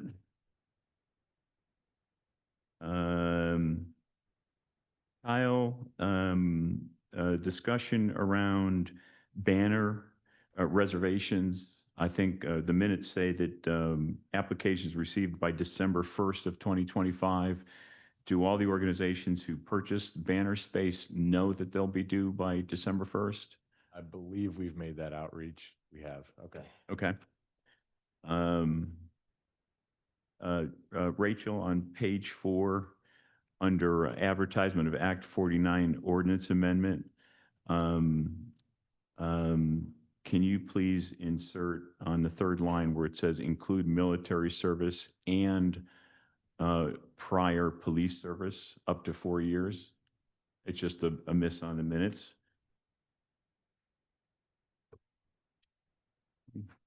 That's it. Any other council comment? Yeah, I have another edit on the October 6th minutes. It says on page 5, Councilmember Fight shared that debt issue is a concern. She ran through the numbers and expects, it says around 6 million will come in.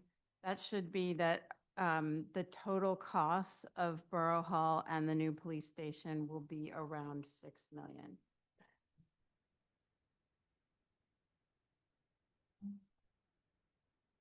Thank you. Unless there's any other edits, any objection to putting the revised minutes on the consent agenda? October 8th minutes, same question, council?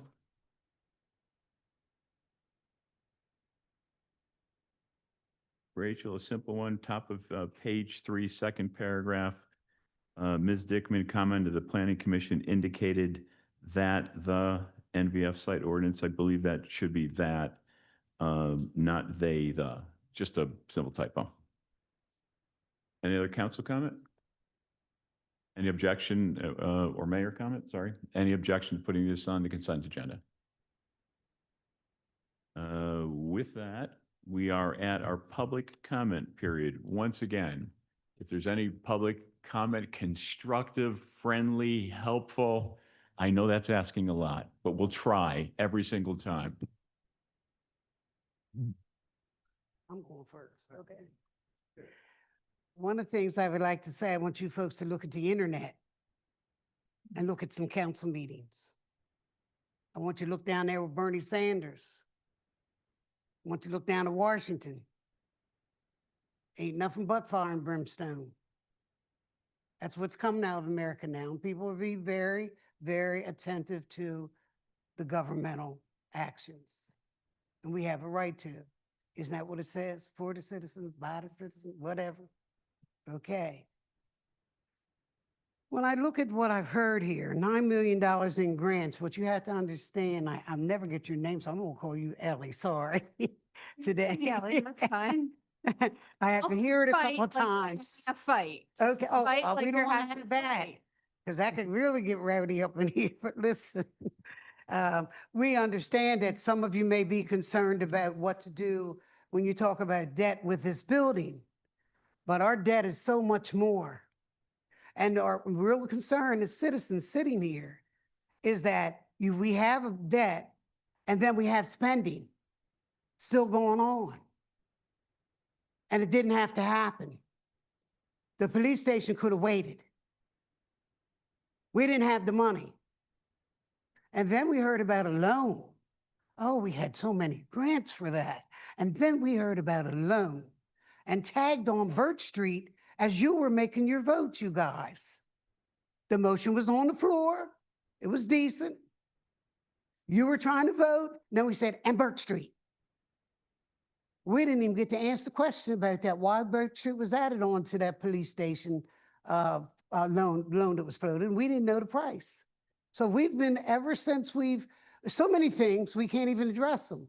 Because ever since we've heard that, I was waiting to hear what the loan, I didn't even want to bother calling call because there's so many things to call for. And that concerned me. Also with grants, I hear you talking about grants with the budget. We can't talk about grants with the budget. You can only talk about bird in the hand, not the two in the bush. You can't even consider money you don't have in your budget. You have to consider what you anticipate because you know you set your millage. You know what it's going to be. You got an idea of your expenditures because from the bills you had last year, and if you have to increase an employee, deduct an employee, it'll change and you'll be lucky you got surplus in there. But you can't count a grant in the budget. We hear all the time about the school. Then we hear about the county. You're always comparing that. We're here at the Borough Council meeting. I'm not down at Kennet Consolidated, which I used to call it. We're not there. I'm not over the Chester County Courthouse. And I can tell you, you have far surpassed the county in tax dollars. And that's a disgrace. Now you'll be almost double for most households. People can't take that. And while we build Taj Mahals and bring in the teachers and the social workers, they can't even come in here for what the costs have gotten now. That means you didn't even know what their salaries were. I heard that comment from here. They can't afford a Kennet. So they're the reasons that we need to really be conscientious of you and the streets. Mr. Moran hasn't had no money to do those streets, hardly 3 years. He hasn't had it. And the liquid fuels was $160,000. That's not going to help him. And Lord forbid if we have snow, real snow, because I bet you don't have the money in the budget for that. Thank you. Time's up. But I hope you listen to what we're saying. And we're thankful that some of you were talking today because some of you need to set the record straight. You got power too. Is there any other public comment? Go on. Yeah, I want to thank you for the last half of this meeting. It's been what should have been going on for 4 years. You guys ask questions. I learned more in that little bit of conversation you had tonight than I learned in 4 years, other than what I learned in my life. I appreciate that. Kyle, I got one question for you. We're 1 mile square. How many employees do we have?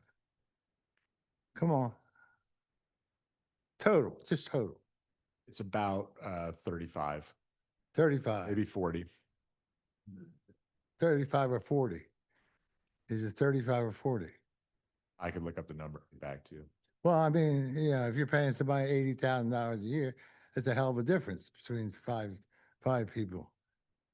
And what percentage of our budget is go just to pay employees? I don't remember offhand. I'd have to get the number. You should know. It should, and it's more than 50%, that's for sure. All right, I will tell you what, Mr. Cockamo, you were a little bit late today because last week I called the state of Pennsylvania, talked to the Attorney General's office with my concerns about this council and about this borough.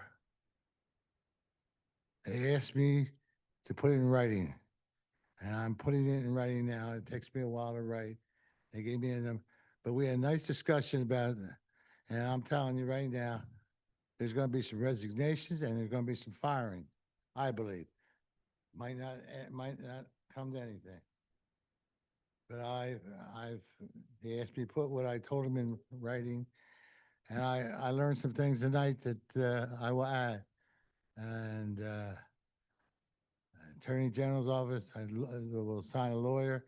I have asked for a forensic audit. And we'll just let the cards fall where they may. Sandy?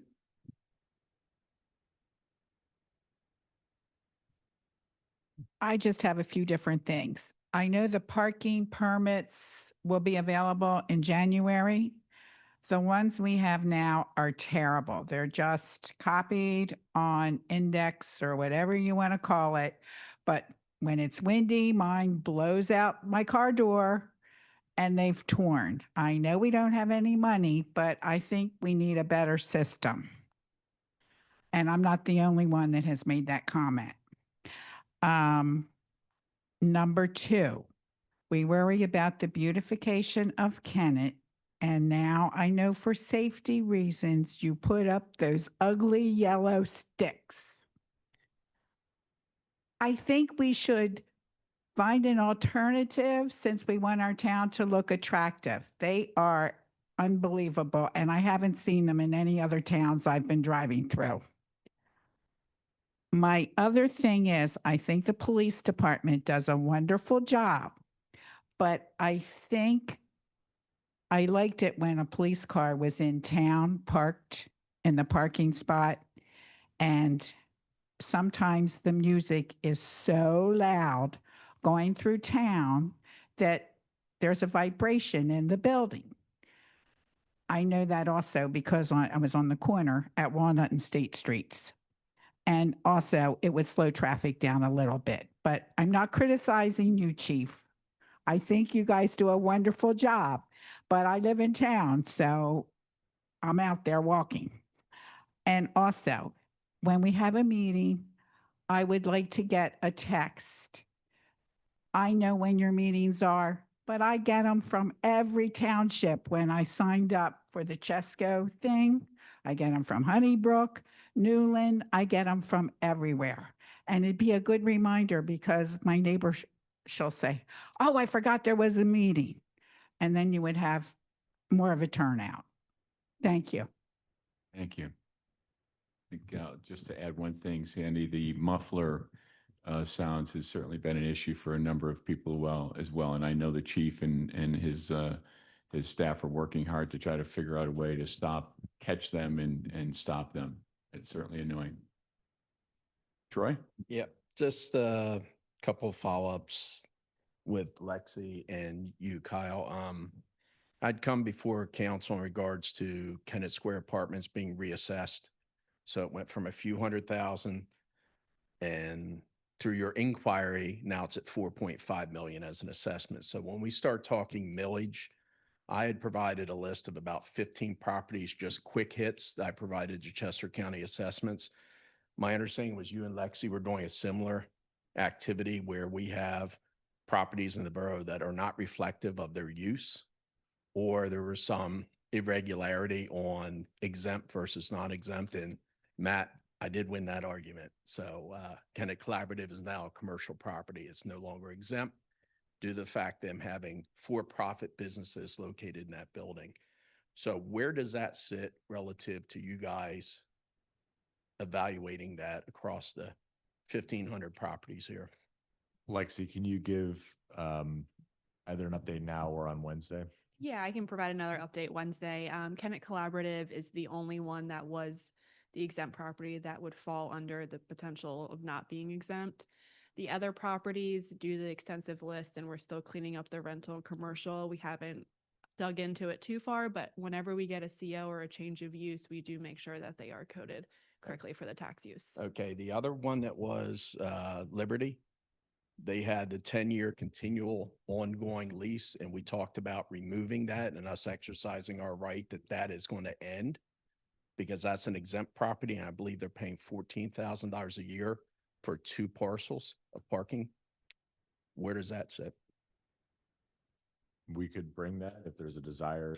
It was in the council. minutes that it was going to be a follow-up, and I believe it was the attorney that was covering that day that you were going to do that. Right. So I'm saying if we want to undo or back away from that contract, that would be a discussion here.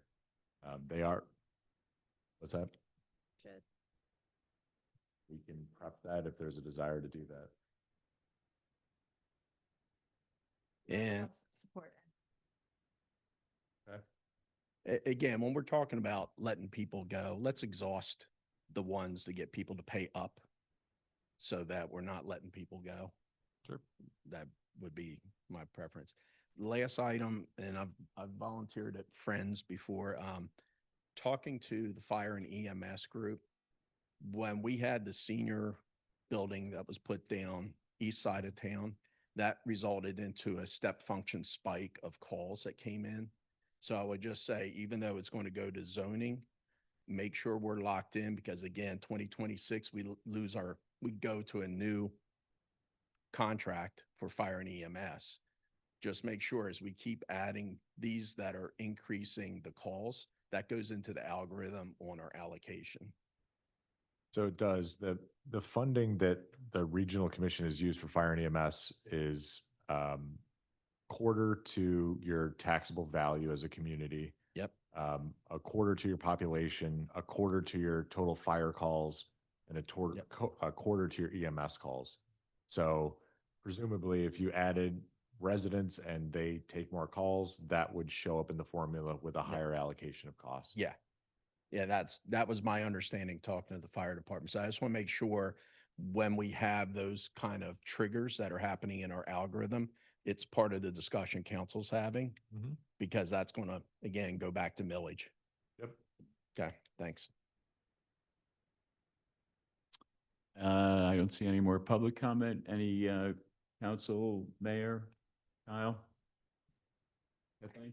I have a quick comment. We talked a little bit earlier about the library tax, and I do understand that that is a tax on the residents, but we're part of a community of users of that library. It is a community library that is, all the surrounding townships also are participating and paying for. The library brings a larger community into town as well, and that causes people to use town and enjoy our businesses. So as much as sometimes it seems like it's a burden, it's also a huge positive place for our town. So I think that's an important reminder. Unless there's any other comment or business, our meeting Wednesday night, we'll certainly have the follow-up action items as well as the consent items. And we have a guest speaker, Dr. Kimberly Rizzo Saunders, who's the newish superintendent of Kennett Consolidated Schools, will be here for about 15, 20 minutes to kind of give us the background on what's going on in the school, especially as it impacts or affects the borough. Thanks very much. Get out there and vote if you haven't. And again, to our candidates, all of them, best of luck. Thank you.